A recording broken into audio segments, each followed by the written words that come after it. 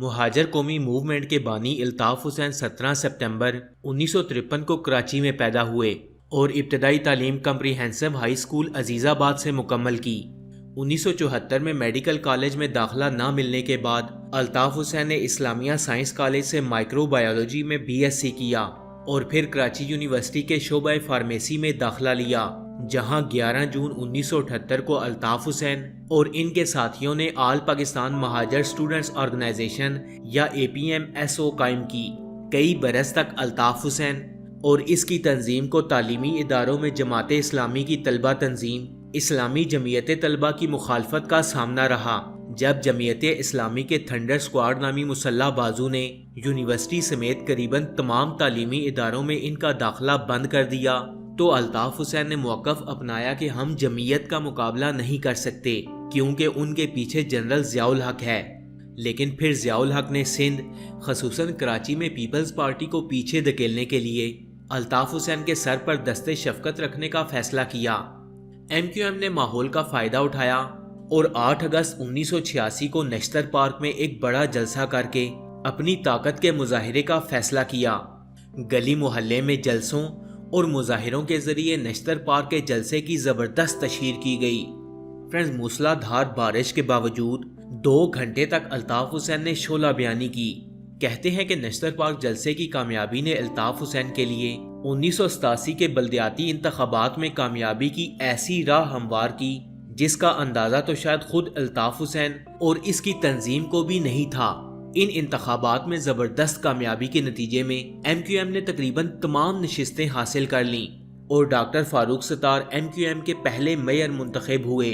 1988 میں جب بہت طویل عرصے کے بعد ملک میں جماعتی بنیادوں پر عام انتخابات ہوئے تو شہری سندھ پورا MQM اور دیہی سندھ مکمل طور پر پیپلز پارٹی کے حصے میں آیا اور دونوں جماعتوں نے مل کر صوبائی اور وفاقی حکومتیں تشکیل دیں۔ فرینڈز، مقبولیت کی اس انتہا پر الطاف حسین کی MQM بغیر کسی شرکت کے کراچی کی سیاسی، بلدیاتی، انتظامی اور مالی معاملات کی مالک بن گئی، مگر یہ سیاسی اتحاد ختم ہو گیا۔ 17 اگست 1988 کو ایک طیارے کے حادثے میں جنرل ضیاء الحق کی ہلاکت کے بعد کراچی سے تعلق رکھنے والے جنرل اسلم بیگ فوج کے سربراہ بنے، مگر نو منتخب وزیر اعظم اور پیپلز پارٹی کی سربراہ بے نظیر بھٹو سے ان کے تعلقات کبھی بھی اچھے نہیں تھے۔ اسلم بیگ کے زمانے میں بے نظیر الطاف حسین کی حمایت سے محروم ہوئی اور پھر اکتوبر 1989 میں ایوان میں عدم اعتماد کی تحریک سے بمشکل بچنے والی ان کی حکومت اگست 1990 میں صدر غلام اسحاق خان کی طرف سے برطرف کر دی گئی۔ جنرل بیگ کے زمانے میں ہی پیپلز پارٹی کے سابق رہنما غلام مصطفیٰ جتوئی اور دیگر کو ملا کر متحدہ اپوزیشن پارٹی بنوائی گئی۔ ملک بھر میں اس کے جلسے ہوئے اور کراچی میں شاہراہ قائدین پر بہت بڑا جلسہ ہوا جس میں الطاف حسین کا جادو بھی بولتا دکھائی دیا۔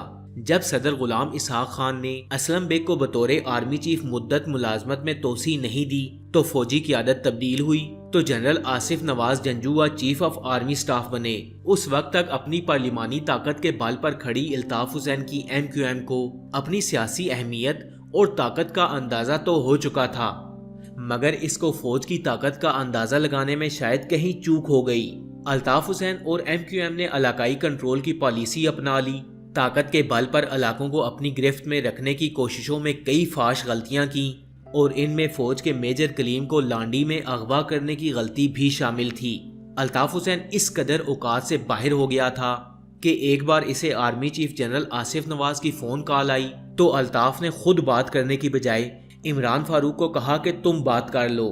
انہوں نے جب جنرل آصف نواز کو بتایا کہ الطاف بھائی مصروف ہیں، آپ مجھے بتائیں، تو جنرل آصف نواز آگ بگولا ہو گئی اور انہوں نے فون بند کر دیا۔ اکتوبر 1990 کے انتخابات ہوئے اور نواز شریف کی قیادت میں مرکز میں اسلامی جمہوری اتحاد نے کامیابی حاصل کی تو الطاف حسین کی MQM نے نواز شریف حکومت میں شمولیت اختیار کر لی۔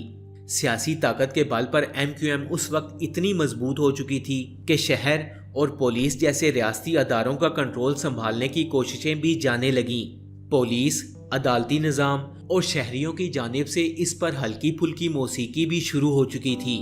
کئی MQM رہنماؤں کا دعویٰ ہے کہ ایسی شکایات بڑھنے پر تنظیمی نظم و ضبط حرکت میں آیا اور مقامی و علاقائی تبدیلیوں کا آغاز ہوا۔ اسی کوشش کے دوران اس وقت کے دونوں مرکزی جوائنٹ سیکرٹریز آفاق احمد اور عامر خان کو بھی تبدیل کر دیا گیا۔ 1991 میں آفاق احمد اور عامر خان کو جماعت سے خارج کر کے سارا تنظیمی ڈھانچہ توڑ دیا گیا اور سینکڑوں کارکنوں کی رکنیت معطل کر دی گئی۔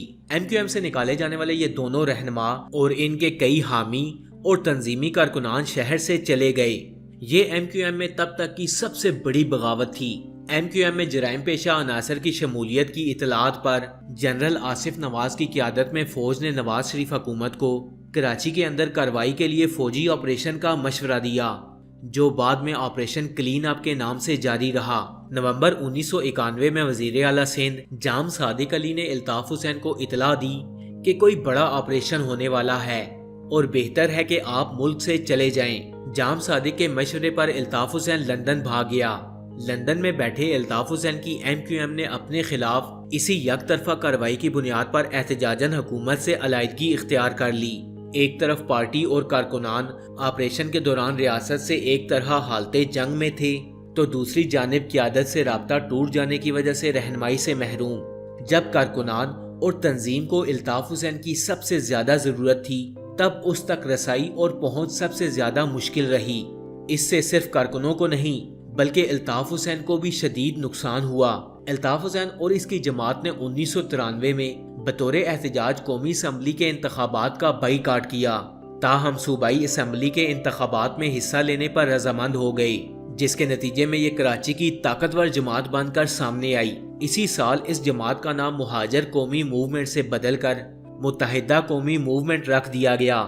اسی دوران پاکستان میں جنرل عبدالوحید کاکڑ نے کراچی آپریشن ختم کرنے کا اعلان کیا۔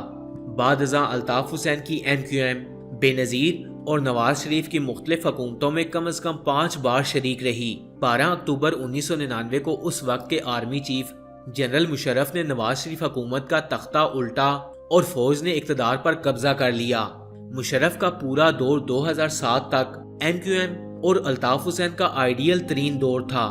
تجزیہ نگاروں کا کہنا ہے کہ جنرل مشرف کے سیاسی عزائم تھے اور ان کی تکمیل کے لیے انہیں الطاف حسین اور ایم کیو ایم کی سیاسی حمایت کی ضرورت تھی، لہٰذا ایم کیو ایم کی صحیح اور غلط ہر بات مانی جاتی رہی۔ مشرف کے ساتھ ہونے والے معاہدے کا ایک اور نقطہ یہ بھی تھا کہ آفاق احمد اور عامر خان کو یا تو پاکستان سے باہر بھیج دیا جائے یا پھر جیل میں بند رکھا جائے، اور اسی کی بدولت دونوں رہنما لگ بھگ 8 برس تک جیل میں رہے۔ اس کے بدلے میں ایم کیو ایم نے جنرل مشرف کے مخالفین یعنی نواز شریف اور بے نظیر بھٹو کی سندھ اور وفاق میں حکومت سازی کے لیے کبھی حمایت نہیں کی۔ تاہم سکھ کے اس زمانے میں پارٹی میں اندرونی تبدیلی اور کئی بیرونی مسائل سامنے آئے۔ لندن میں بیٹھے الطاف حسین نے ندیم نصرت کو امریکہ سے واپس بلایا اور یہ بات محمد انور اور بہت سے دیگر رہنماؤں کو پسند نہیں آئی۔ کراچی اور لندن میں ان تبدیلیوں نے پارٹی میں نئی مگر خفیہ دھڑ بندی کو تیز کر دیا۔ پارٹی کے عہدیدار تیزی سے تبدیل کیے جانے لگے اور نئے واپس آنے والے رہنماؤں عامر خان اور ندیم نصرت کی رائے کو اہمیت ملنے لگی۔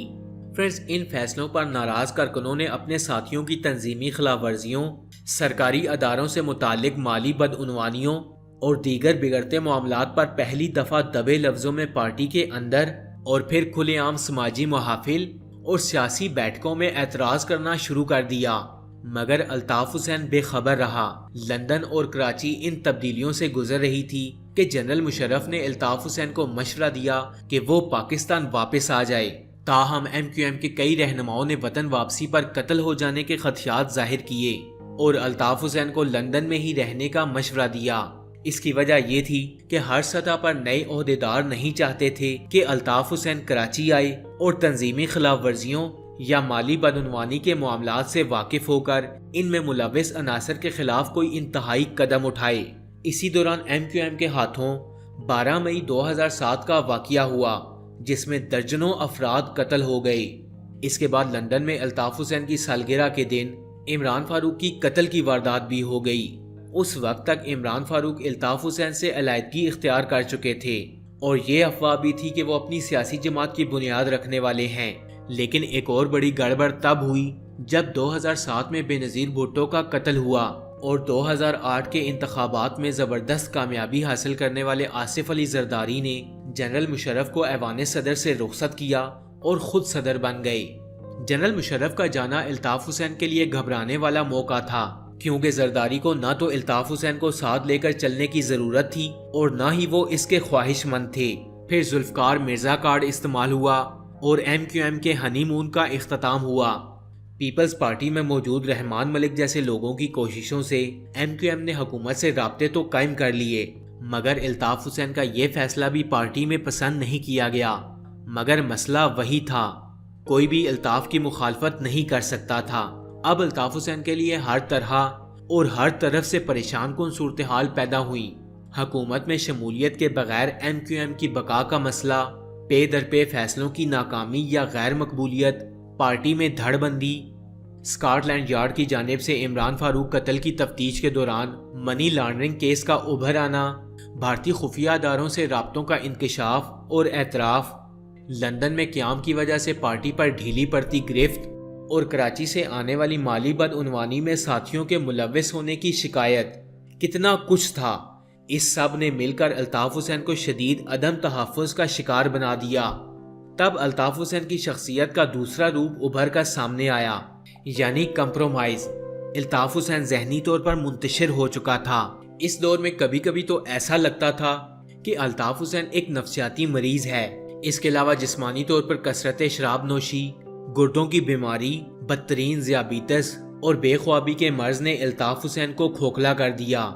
ٹی وی چینلز پر اپنے خلاف ہونے والی گفتگو اور اس کا پارٹی رہنماؤں کی جانب سے مناسب دفاع نہ ہونے پر رہنماؤں سے الطاف حسین کی ناراضگی بڑھتی چلی گئی، اور پھر بالآخر وہ خود موقع بے موقع تقریروں کے دوران بالکل ایک الگ راستے پر جانا شروع ہو گیا۔ سن 2013 میں جنرل راحیل شریف کے زمانے میں آپریشن رد الفساد شروع ہوا اور مذہبی اور فرقہ وارانہ شدت پسندوں کے ساتھ ساتھ سیاسی جماعتوں کے جرائم پیشہ عناصر کے خلاف بھی کارروائی کا آغاز ہوا۔ MQM کو بھی بتایا گیا کہ کسی بھی قسم کی شدت پسندی یا عسکریت پسندی کی گنجائش نہیں، لیکن ذہنی امراض، دباؤ، مایوسی اور ناکامیوں کا شکار الطاف حسین اس نئے آپریشن کو سمجھ ہی نہیں سکا۔ جب بعض موقعوں پر اس وقت کے گورنر عشرت العباد کو فوجی اسٹیبلشمنٹ کی جانب سے نظر انداز کیا گیا، تب جا کر الطاف حسین کو معاملات کی سنگینی کا احساس ہونا شروع ہوا۔ اس وقت MQM کے ایک رہنما کے مطابق الطاف حسین گھر جا کر اپنی مرضی سے اور کسی کے بھی مشورے کے بغیر کارکنان یا ٹی وی سے خطاب کرنا شروع کر دیتے، اور الطاف حسین نے 22 اگست کی فوج مخالف تقریر بھی اپنے گھر سے ہی کی تھی، جس کے بعد پاکستانی میڈیا پر اس کی تصویر دکھانے یا تقریر سنانے پر مکمل پابندی عائد کر دی گئی، جو آج دن تک برقرار ہے۔ 22 اگست کے واقعے کے بعد الطاف کے پاکستان میں موجود ساتھیوں پر اتنا دباؤ آیا کہ انہوں نے اپنی جماعت علیحدہ کر کے اپنے ہی سابق قائد کے خلاف قومی اسمبلی میں قرارداد مذمت پیش کر دی۔ تب سے اب تک الطاف حسین سیاسی منظر سے غائب ہے اور لندن میں ذلت آمیز زندگی گزار رہا ہے۔ ایک پاکستانی عدالت کے ہاتھوں ڈاکٹر عمران فاروق کے قتل میں مرکزی ملزم قرار دیے جانے کے بعد الطاف حسین کو لندن میں ٹیکس چوری کے الزامات پر بھی بھاری جرمانہ ہو چکا ہے۔ اب دیکھنا یہ ہے کہ الطاف حسین کا اختتام کسی برطانوی جیل میں ہوتا ہے یا پاکستانی جیل میں۔